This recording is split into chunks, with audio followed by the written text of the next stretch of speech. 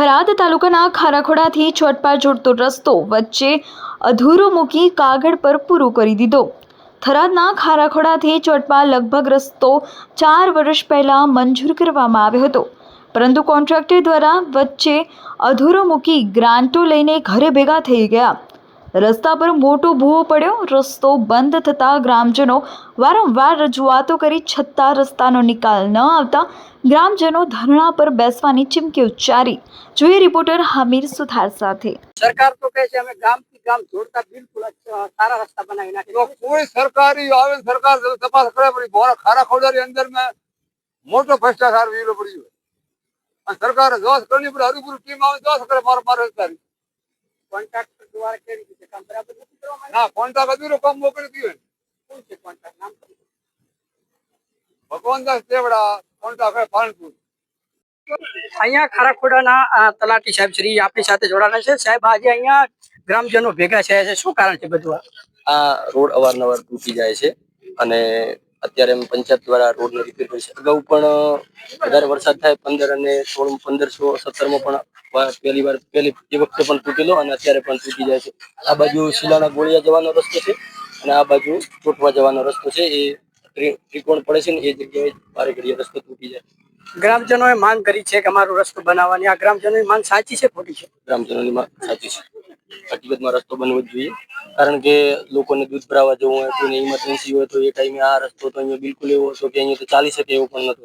એટલે અમે અત્યારે પંચાયત દ્વારા આ કરીએ છીએ અને આ સરકારની માંગ છે કે જલ્દીથી આ રોડ। ગ્રામજનોનો આક્ષેપ છે કે અહીંયા રસ્તો અમારો અધૂરું છે, સાચી વાત છે? હા સાચી વાત છે, સત્ય હોય તો જ બતાવો ના સાચી વાત છે, કારણ કે અહીંયા આ બાજુથી આ બાજુ ડોમર છે અને ગામથી અહીંયા સુધી પણ આ રસ્તો અધૂરો જ છે।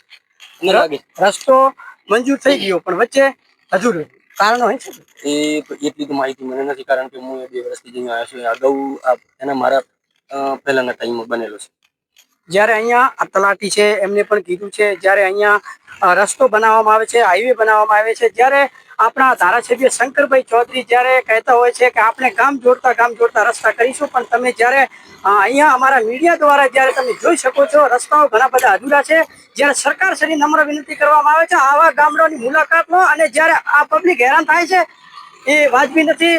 જ્યારે આ પબ્લિક હેરાન થશે તો તમને આવનારી ચૂંટણીમાં પણ એ જવાબ આપી શકે છે। નીચા નીચા જેમ શેરીઓ હતો એવી રીતે જ બનાવેલા છે, પહોળાઈ કરી નથી, રસ્તાની સાઈડો ભરી નથી, જેનો નિયમ છે કે કમસે કમ મીટર સાઈડમાં મેટલ હોવો જોઈએ, રોડની સાઈડમાં મીટર તો ક્યાંય પણ મીટરની એક જગ્યાએ ફૂટે નથી, 6 ઇંચ મેટલ ખાલી વિખોરી અને જતા રહ્યા છે। અને આ તળાવની ઉપર જે આ નાળો બનાવેલો છે, તળાવનું પાણી દર વર્ષે જાગીરી વખતે આ તળાવમાં પાણી ભરાય છે અને એના કારણે આ રસ્તાનો તો પ્રોબ્લેમ હતો જ। અને એમાં ભાઈ આ કોન્ટ્રાક્ટરે આવીને નાળું તોડીને જતા રહ્યા, એના કારણે ઉપરથી વધારામાં નુકસાન, એમાં ગામ લોકો હેરાન થાય છે, લગા દૂધ ભરવા વાળા જઈ નહીં શકતા। આવામાં આ 4 દિવસ આજથી રસ્તો કેવો ભયંકર રીતે તૂટેલો પડ્યો છે। અમારે ગામને અમારે પંચાયત દ્વારા હાલ અમે અને ગામ લોકો દ્વારા સહયોગથી આ કામ હાલ અમે રિપેરિંગ જાતે કરાવવાનો બરોબર, પંચાયતના 100 ભંડોળમાંથી।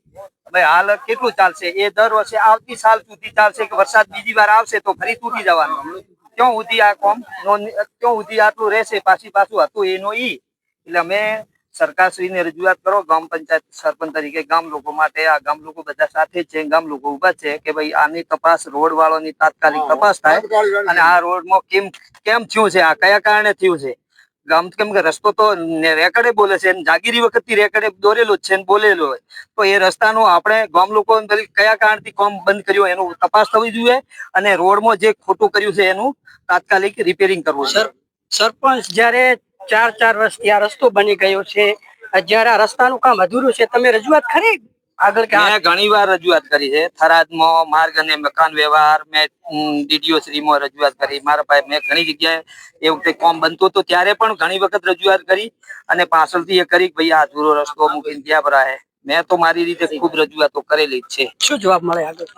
કોઈ નથી કે તમારે કોન્ટ્રાક્ટર કોઈ જવાબ યોગ્ય લેખિતમાં કોઈ જવાબ આપ્યો નથી। જ્યારે અહીંયા આપણી સાથે ઘણા બધા આગેવાન છે, જ્યારે આ કામ બરાબર નહીં થાય તો તમે આગળ જશો ખરી? वो आगे जासो ने શું કરશો આગળ જઈને? आगे जाए हमको कलेक्टर ऑफिस में धरना देना का आ रीते में हैरान करी भगवान करना 4 वर्ष में तो कम ना वरसाद आवे એટલે અમારા ગામ ને 5 જણા રસ્તો બંધ થાય, દૂધ ન ભરાવાનો, નિશાળોને ભણવાનો ની હેરાનગતિ અમારી ખૂબ થાય. અમે આની જાણ માર કરવી પડી પૂરી. જ્યારે ગ્રામજનોનું અને સરપંચનું કહેવું છે કે જ્યારે આવા ખાડા અને આવી રીતે ભ્રષ્ટાચાર થતા હોય તો આ ભ્ષ્ટાચાર સરકાર શ્રીને અહીંયા આવી અને જ્યારે કોના માટે શું પ્રોબ્લેમ છે, જ્યારે આ પ્રોબ્લેમ સોલ્વ કરવામાં નહીં આવે તો ગ્રામજનોએ મોટી સ્વીકારી છે કે અમે ધરણા પણ ઉતરશું. જ્યારે ચીમકી ઉચ્ચારી છે અમીર સુથાર, બનાસકાંઠા.